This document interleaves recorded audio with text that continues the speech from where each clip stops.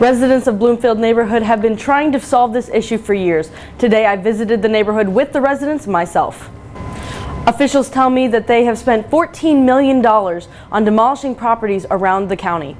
For now, in the control room, I'm Holly Emery. Yes, Aaron, thank you. I'm currently here in downtown Macon, where officials tell me that two suspects have fired at one another.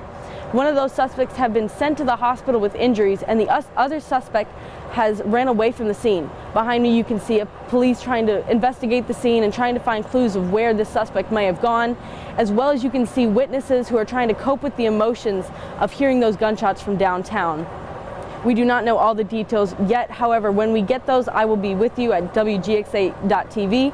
For now, in downtown Macon, I'm Holly Emery. After years of living in awful conditions, the residents of Vineville Christian Towers are finally getting to see the change.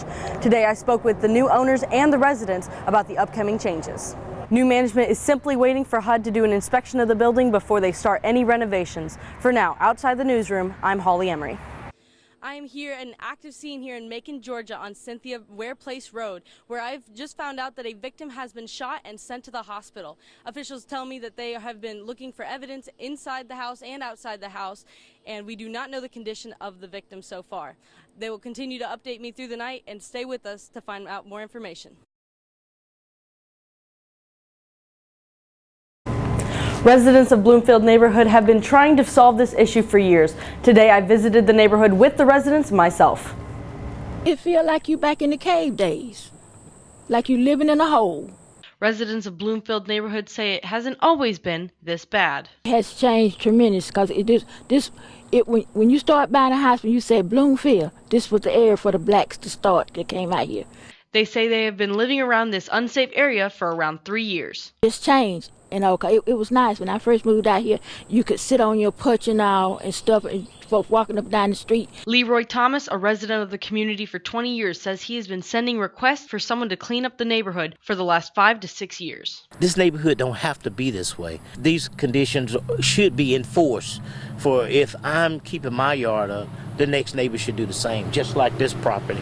I've been calling code enforcement for over 5 years about this property. Other residents say they haven't seen any change since putting in requests. They say somebody coming out here. They come out here, they take pictures. That's all. But nothing is done about it.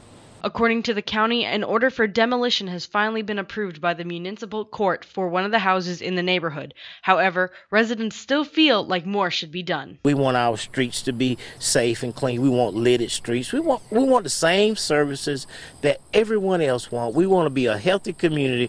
Some people call this home. Officials tell me that they have spent $14 million on demolishing properties around the county. For now, in the control room, I'm Holly Emery. After years of living in awful conditions, the residents of Vineville Christian Towers are finally getting to see the change. Today I spoke with the new owners and the residents about the upcoming changes. Just last month, 2 residents went to a commission meeting in Macon to effect change in the apartment complex. Residents tell the conditions they were in. I seen pictures of this place here. It was beautiful. I mean, yards were cut neat. I mean, all the way to the fence. You could see the beautiful in it. Now you go out there and look at it. It's run down. We have bed bugs around, and my apartment on the 10th floor had activities of bed bugs. So I had to go stay in a hotel for about a month.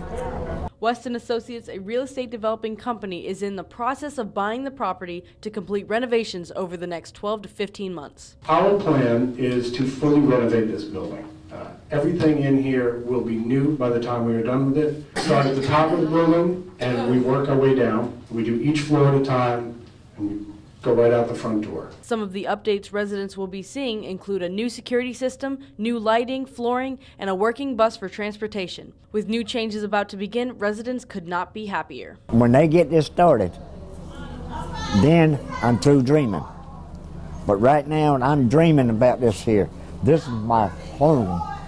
Patricia Purifoy, the resident who first addressed the issue in commission, expressed her excitement for the changes. It makes me feel so good that I listened to my inner self and did what I had to do. During the meeting, residents were already voicing their gratitude for the upcoming renovations. like this is an answer from heaven here.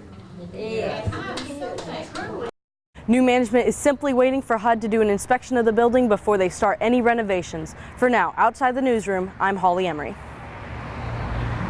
Right now, the number of teens charged with murder has taken a dive since last year. Major Tony Williams with the Bibb County Sheriff's Office Outreach Division says it's the community that needs to help lower these numbers even further. There needs to be more participation by youth in programs that are being offered to teens, just getting them to buy into it and take part in those programs that would better their future is sometimes the challenge. Williams says it all starts at the home. Young person spends more time at home in that environment than they do in any other environment. Then when they become school age, they will spend more time in a school environment. The Outreach Center offers programs like the CHAMPS program to teach young kids to think before they act. We go as early as the first grade now, getting students ready to become part of the CHAMPS program, and we are constantly talking to young people about decision making. District Attorney for the Macon Judicial Circuit, David Cook, says he thinks that the School Justice Partnership Program has been the most beneficial for Georgia. Out of 207 students that participated in the program, only 10 reoffended by the end of the year. The idea is to see what is going on in their lives that's causing them to act out. And if we can intervene then we're growing strong kids instead of having to fix broken adults later. Williams says the public can make a huge difference in the lives of our youth. Enlighten us on what's out there. Let us research it, see if we can adopt it and make it part of what we are doing to better educate, to better assist, to better guide, that we may be partners in this together.